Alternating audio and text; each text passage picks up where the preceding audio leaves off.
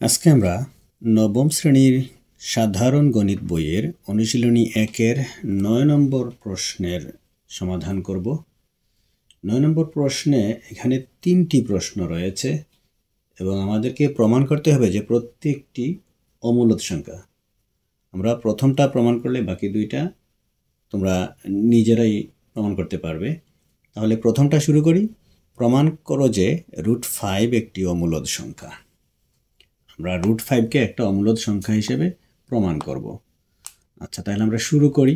1 square সমান 1, 2 square সমান 4, তারপরে √5 স্কয়ার সমান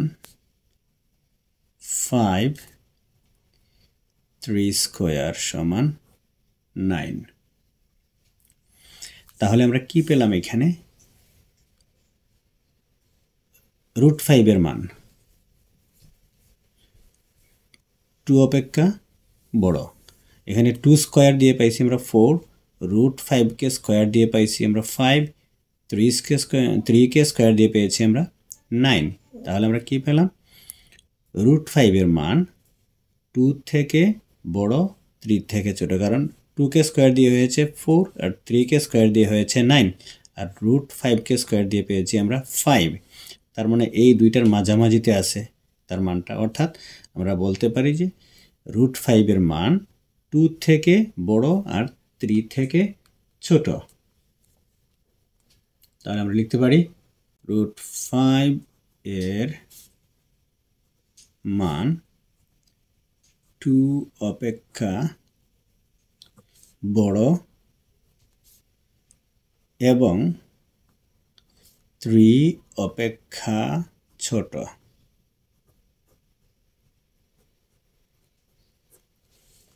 2 অপেক্ষা বড় এবং 3 অপেক্ষা ছোট। তাহলে আমরা একটু চিন্তা করে দেখি তো 2 এবং 3 এর মাঝখানে কোনো পূর্ণ সংখ্যা আছে কি না? নিশ্চয়ই নাই। তাহলে আমরা কি পেলাম? √5টা তাহলে পূর্ণ সংখ্যা নয়, যেহেতু 2 অপেক্ষা বড় এবং 3 অপেক্ষা ছোট √5 এর মান। আমরা জানি 2 এবং 3 এর মাঝামাঝি কোনো পূর্ণ সংখ্যা নাই, তাহলে √5 পূর্ণ সংখ্যা নয়। আমরা লিখে নেই, সুতরাং √5 পূর্ণ সংখ্যা নয়।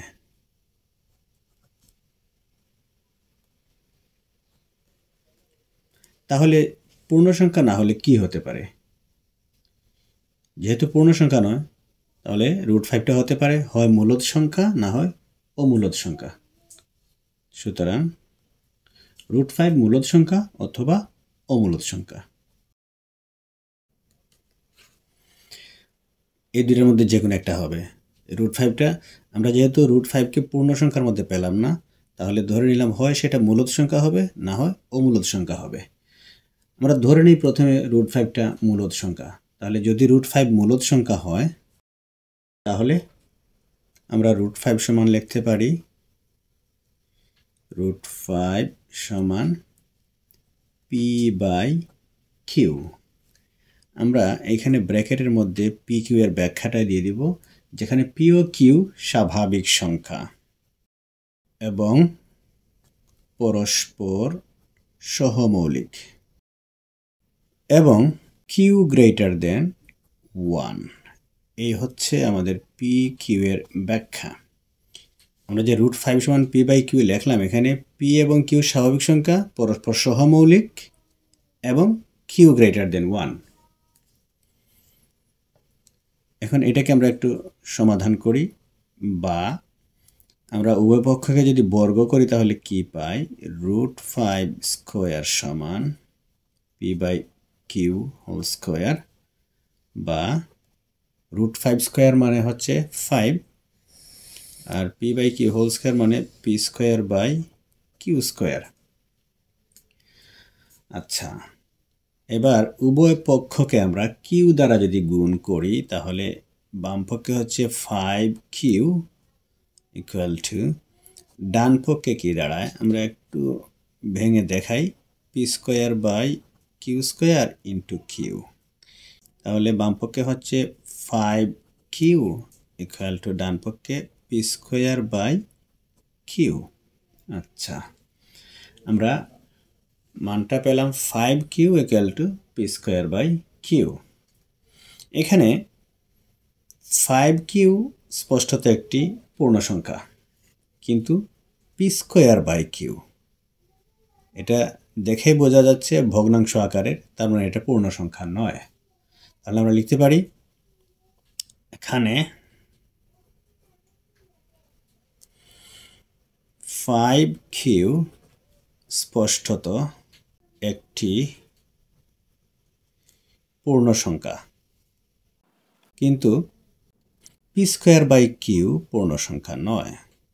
যেহেতু এক পক্ষে পূর্ণ সংখ্যা আবার অপর পক্ষে পূর্ণ সংখ্যা নয়, কিন্তু মাঝখানে সমান চিহ্ন দেওয়া আছে, তাহলে এটা কি সামঞ্জস্যপূর্ণ হলো? নিশ্চয়ই না। যেহেতু বাম পক্ষে পূর্ণ সংখ্যা আর ডান পক্ষে ভগ্নাংশ সংখ্যা, তাহলে আমরা বাম পক্ষ আর ডান পক্ষ সমান বলতে পারি না। তাহলে আমরা কি বলবো এখন? সুতরাং 5q এবং পি স্কোয়ার বাই কিউ সমান হতে পারে না।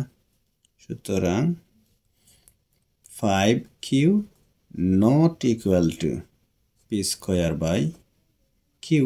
5q যেহেতু পি স্কোয়ার বাই কিউ এর সমান নয়, তার মানে অর্থাৎ √5 পি বাই কিউ আকারের কোনো সংখ্যা হতে পারে না। সুতরাং √5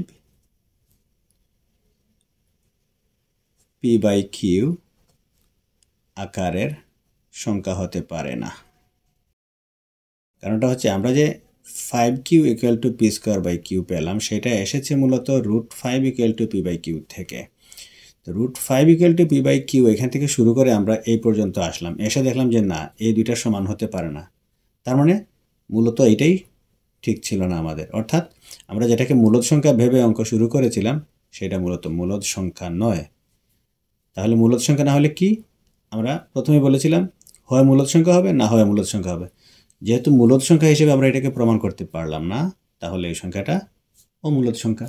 সুতরাং √5 একটি অমূলদ সংখ্যা। প্রমাণিত। আশা করি এই সমাধানটা এবার সবার কাছে পরিষ্কার হয়ে গেছে। এটা ভালোভাবে বুঝলে আমরা পরবর্তী যে দুইটা প্রশ্ন আছে √7 এবং √10, সেই দুইটাকেও আমরা অমূলদ সংখ্যা হিসেবে প্রমাণ করতে পারবো।